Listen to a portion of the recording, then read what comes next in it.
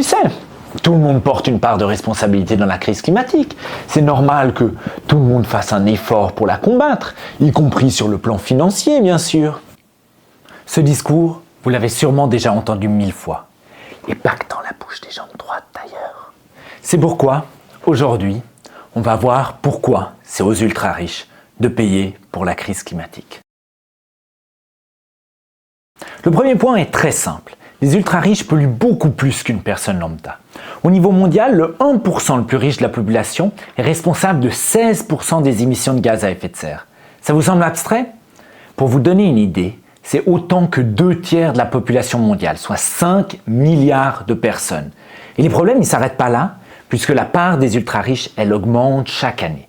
C'est assez facile de comprendre d'où elles viennent, ces différences massives. Les ultra-riches, ils ont des villas, des piscines, des jets privés, des yachts, et cette consommation de luxe, elle pollue énormément.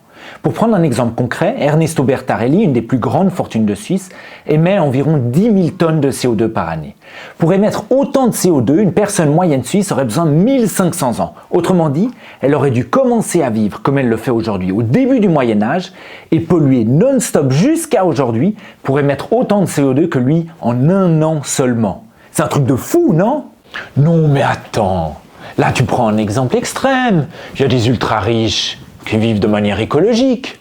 Et puis même s'il n'y en a pas, ce serait théoriquement possible pour eux de vivre sobrement, donc de toute façon, ton truc, il marche pas. Ça tombe bien que tu dis ça, parce que la consommation de luxe, c'est que la pointe de l'iceberg. Et c'est dommage que beaucoup de gens s'arrêtent sur ce seul point.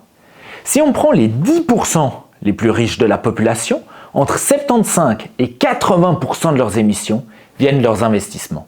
Et si on prend le 1% le plus riche, cette part, elle se monte à 85 voire 95%.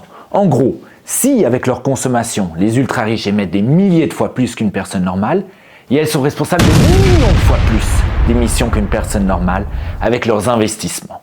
Il y a une étude qui s'est penchée sur l'impact climatique des investissements de 125 personnes qui comptent parmi les plus riches au monde.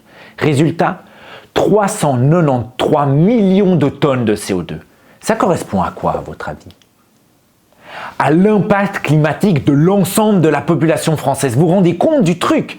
125 ultra-riches qui émettent autant que 67 millions de personnes. On pourrait encore continuer comme ça des heures et des heures à présenter des chiffres. Par exemple, une autre étude montre que les investissements des 67 milliardaires français et françaises polluent autant que la moitié de la population du pays. Et qu'à elles seules, les 3 familles les plus riches polluent autant qu'un quart de la population française. Bien sûr, c'est la même chose en Suisse. On peut estimer que les 15 familles les plus riches de Suisse émettent autant de gaz à effet de serre que 99% de la population. Bref, ça se passe de commentaires. Mais ce que tu dis, c'est pas un argument, c'est juste de la logique.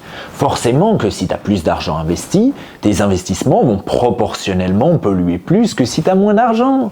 Je comprends même pas pourquoi il y a besoin de faire des études pour arriver à cette conclusion. Et surtout, ça invalide pas du tout mon argument qui disait que tout le monde était responsable à un certain degré de la crise climatique et devait donc participer financièrement à la politique climatique. Sauf que justement, c'est pas une question de simple proportionnalité.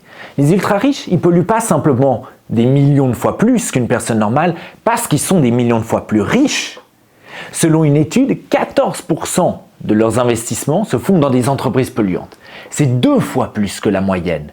Une autre étude montre qu'en Allemagne, par exemple, les émissions de CO2 engendrées par chaque tranche d'1 million d'euros sont situées autour de 20 tonnes chez les personnes qui sont riches. C'est déjà beaucoup, non? Eh bien, elles grimpent à 60 tonnes pour le 1% le plus riche de la population. Autrement dit, plus on est riche, plus on investit de manière polluante. Oui, mais bon, ça c'est peut-être comme ça aujourd'hui. Qu'est-ce qui empêcherait les ultra-riches d'investir de manière écologique demain, hein? D'ailleurs, j'ai un ami qui a investi dans une super start-up qui permet de... Mais tu comprends pas que c'est maintenant que ça se joue, qu'il y a urgence, que les populations du Sud global, elles sont déjà durement frappées par la crise climatique et que les conséquences de la crise, elles se font sentir aussi ici? Que 2023 a été l'année la plus chaude jamais enregistrée? Qu'on est en train de foncer droit dans le mur en se dirigeant vers un réchauffement de plus 3 degrés à l'horizon 2100? Il n'y a pas de « peut-être demain », c'est maintenant que ça se joue. Et tu sais quoi? Ton demain là, en fait, il veut dire jamais. Parce que le système qui permet à ces ultra-riches de devenir riches et de le rester, il est fondamentalement incompatible avec la construction d'une société écologique. Bah oui, ces ultra-riches, ils ne sont pas devenus riches comme ça. Leur richesse, elle n'est pas tombée du ciel. Non, ils sont devenus riches grâce à un système qui s'appelle le capitalisme. Et ce système, il est fondé sur la maximisation du profit à court terme et sur la croissance illimitée de la production. On peut commencer par la maximisation des profits. Pour maximiser leurs profits, les capitalistes vont bien sûr exploiter les travailleuses et travailleurs, mais aussi l'environnement. Pourquoi ? Parce que ça leur permet de réduire le coût de production et donc d'augmenter leur part de profit. Concrètement, les capitalistes ils vont choisir systématiquement des méthodes de production, des intrants ou une gestion des déchets qui vont être plus polluants si ces méthodes-là sont moins chères pour elles et eux. Oui, bon, là tu fais comme si c'était une loi générale. Mais moi, j'ai une cousine qui produit de manière super écologique dans son entreprise. D'ailleurs, elle a gagné le prix de l'innovation. Non mais bien sûr, il y a des marchés de niche où des gens sont prêts à payer nettement plus cher pour une production écologique. Mais ça fonctionne pas à l'échelle de la société. Si on veut, on peut. Tu commences sérieusement à me saouler. Non, même si on veut, on peut pas. Dans la plupart des cas, si une entreprise, elle décide de produire de manière écologique, elle ne sera pas concurrentielle et elle va se faire bouffer par une concurrente qui, elle, en aura rien à foutre. Mais bref, il y a encore un truc important. C'est que cette maximisation du profit, elle fonctionne sur le court terme. Et c'est donc exactement l'inverse de la perspective à long terme qui est nécessaire pour respecter les limites planétaires. En gros, ce qui n'est pas rentable ici et maintenant, ça passe à la trappe. Donc rien à foutre des conséquences dévastatrices pour notre planète et surtout rien à foutre des populations qui l'habitent et qui vont en souffrir. Oui, mais du coup, il suffit de rendre les énergies renouvelables moins chères et hop, le tour est joué grâce à la magie du marché. D'ailleurs, le prix de l'énergie solaire, il a chuté ces dernières années et bientôt... C'est marrant parce que tu mets le doigt sur le nœud du problème.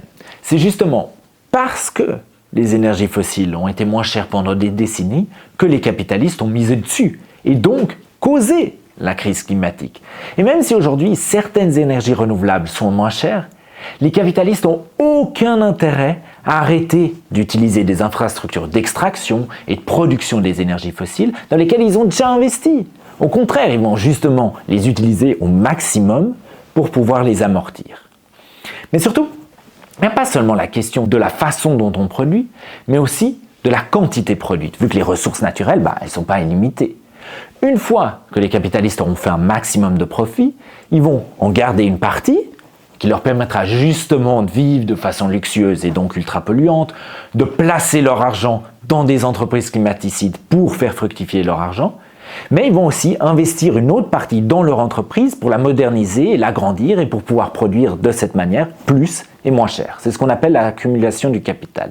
Et si les capitalistes ne le font pas, ils vont se faire bouffer par la concurrence. Du coup, on se retrouve dans un cercle vicieux où la production va croître indéfiniment et où les émissions de gaz à effet de serre, elles vont augmenter aussi indéfiniment. Pour faire court, la conséquence directe de l'accumulation du capital, c'est une obligation de croissance de la production. Et cette masse de biens toujours plus importante qui va être produite, elle doit aussi être consommée. Et ça, c'est rendu possible par des mécanismes comme la publicité ou l'obsolescence programmée. Donc on a forcément une surconsommation qui va aller de pair avec la surproduction capitaliste. Donc résumons. Les ultra-riches sont responsables de la crise climatique avec leur mode de vie ultra-polluant. Ils profitent de la crise climatique par leurs investissements et surtout, ils sont devenus riches grâce au système qui est à l'origine de la crise climatique. Et donc, ils ont tout intérêt au maintien de ce système. C'est donc logique que les ultra-riches payent pour la crise climatique. CQFD. Oui, mais il y a quand même un truc qui joue pas. Tu conclus en disant que les riches doivent payer.